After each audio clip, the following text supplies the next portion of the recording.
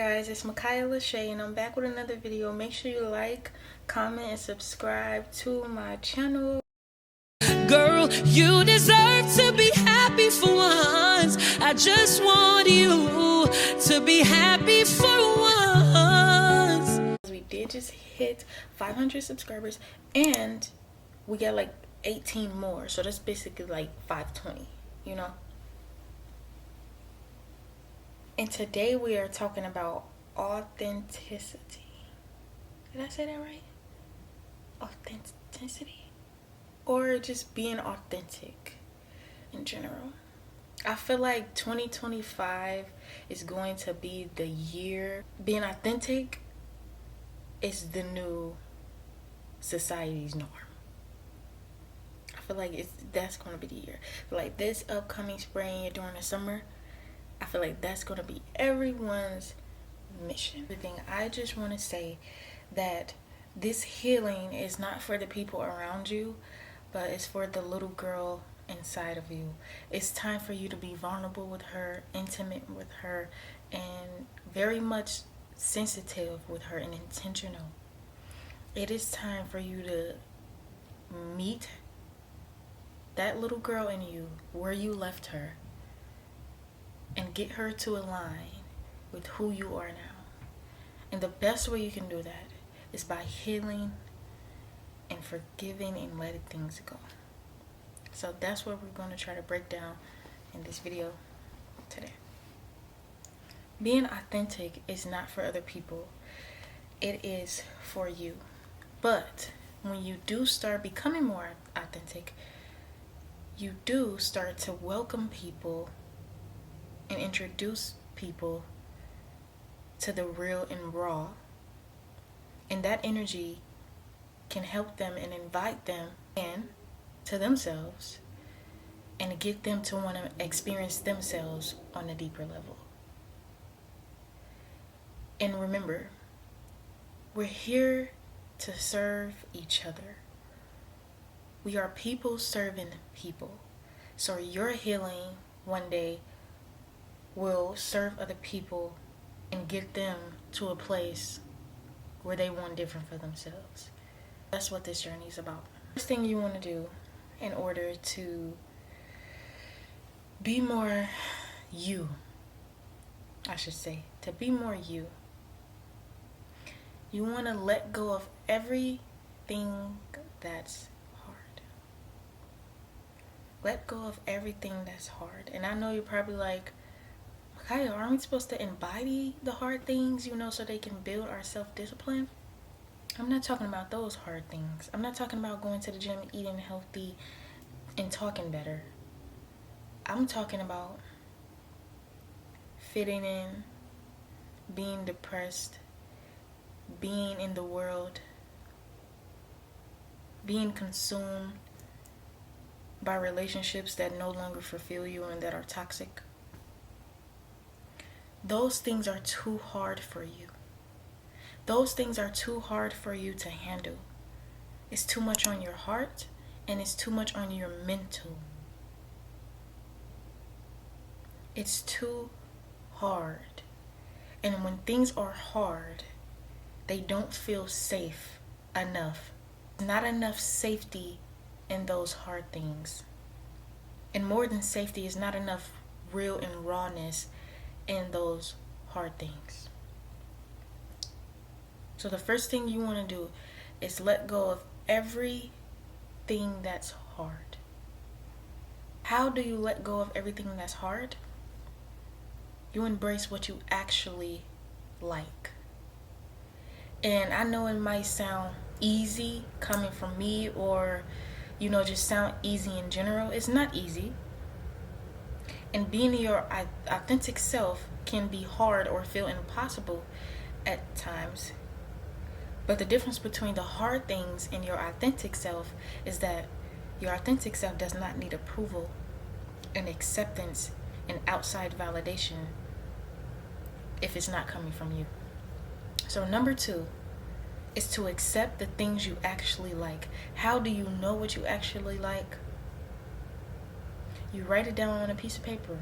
You write down everything you do and everything you would rather be doing on a piece of paper. You put a line down the middle, and you put what you are currently doing and what you hope to do. And as you look at that piece of paper, you're going to be able to tell what's real and what's fake. Because we all have that little image or vision in the back of our mind that tells us who we want to be, where we want to go, who we want to reach in this life. That's how you're going to be able to accept what's real and what's fake. That's how you're going to be able to let go of the hard things. Because you know they're fake already. It's too hard to try to be something that you're not.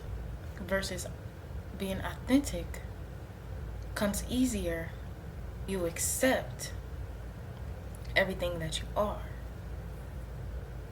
So that's the difference. How do you accept these things? How do you let go? What's one way you can do that? One way you can do that is by forgiving your first bully. Forgiving your first bully. For me, my first bully was my mom. My first bully was my mom. The first person to tell me that my voice was annoying was my mom. The first person to hurt me, damage me, consume me with their pain and their trauma was my mom. So she became my first bully. She became the first person that I was scared of. And I took that with me throughout my years. I have to forgive the first person who inherited confusion in you.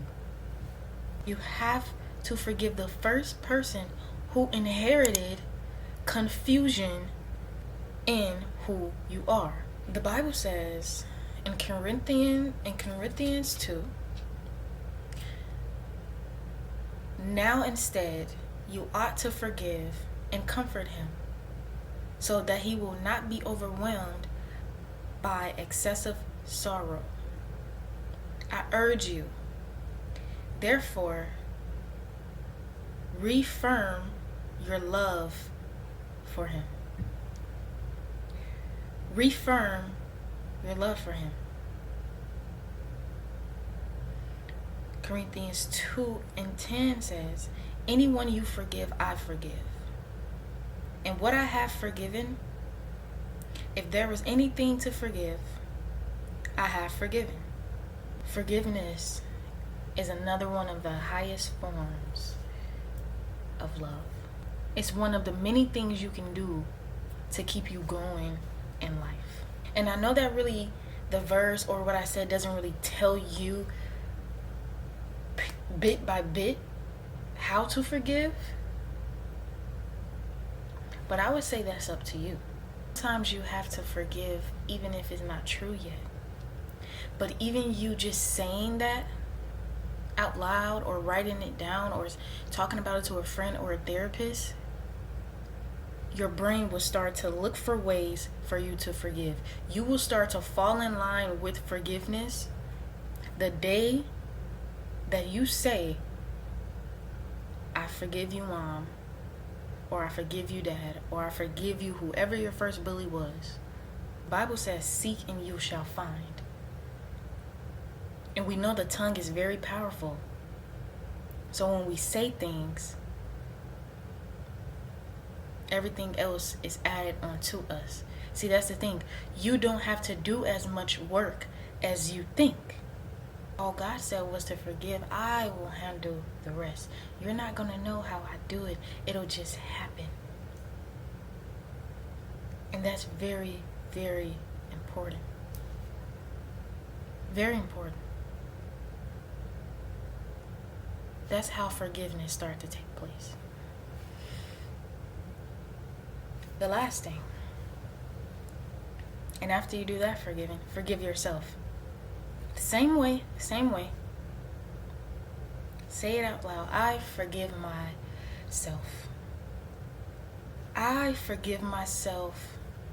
I couldn't control those things that happened to me. I couldn't control what my mother said to me. I couldn't control what my father might have did or said to me. I couldn't control those things. I couldn't fight for myself at that time, but I can fight for myself now. And I can do that by forgiving myself. I can do that by forgiving myself. Acceptance and forgiveness go hand in hand, and they're the most powerful things that you can do is those two things. You are not behind. It is not too late. Forgive those things and remove them. Remove them. As you grow and evolve, dead things start to fall. Kind of like when you got your rose and you're taking the leaves off. That's how quick things start to fall the day that you claim that you want to be better and that you want to grow. Dead things. You are powerful. You got this. Even if it seems hard at the time, that's why you do it over and over and over again. And when I say over and over again, it doesn't mean that, the hard feelings and the emotions that come from forgiving and acceptance will be there forever. But it means every time you try to sway back to being unforgiving and unaccepting, say those things again. It's time to say no to the things that don't make you who you are. It is time to say goodbye to the people who might have failed you. And it is time to say yes to your growth, yes to forgiveness, and yes to acceptance. There's so much beauty in that. So much. I could have made this video sound complex.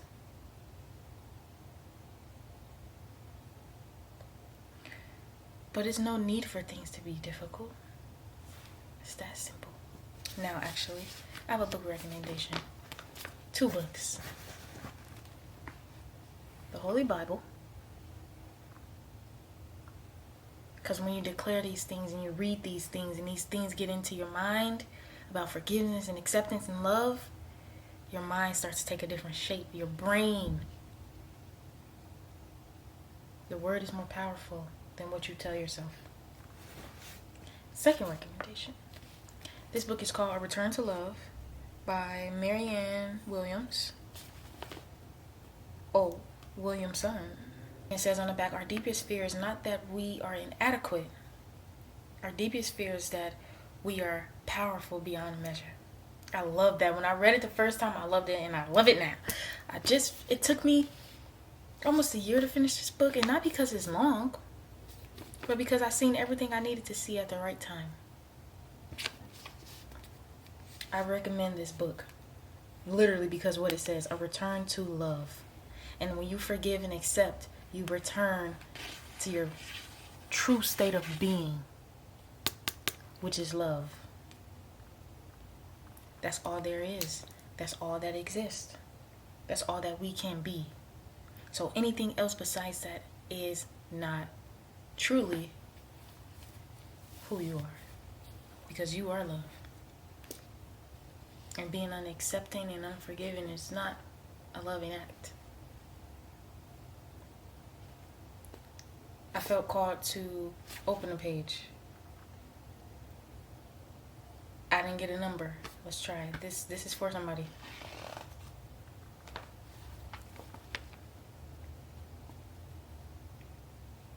To the extent that we abandon love, to that extent we feel it has abandoned us. In any moment when we choose fear instead of love, we deny ourselves the experience of paradise.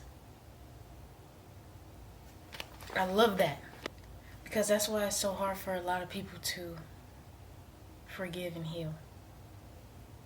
because we don't want to justify what somebody did to us.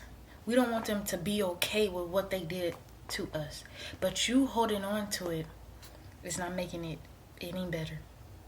Just because people did, they had to. It was a part of your story, it's a part of your destiny. The love of God stays. And you are love. And love stays. You have the capacity in you somewhere to tell yourself that love stays. This is not to say that things won't shed. But since you are love, love stays here all the time. And you have to be willing to unlock that part of you. And that's when miracles start to happen. I hope I said enough. I hope I got you to a place where maybe you can understand. I will be making more videos like this. Y'all know I'm all about love. So, love is not a verb. So if you like this video, make sure you like, comment, and subscribe to my channel. I love y'all so much.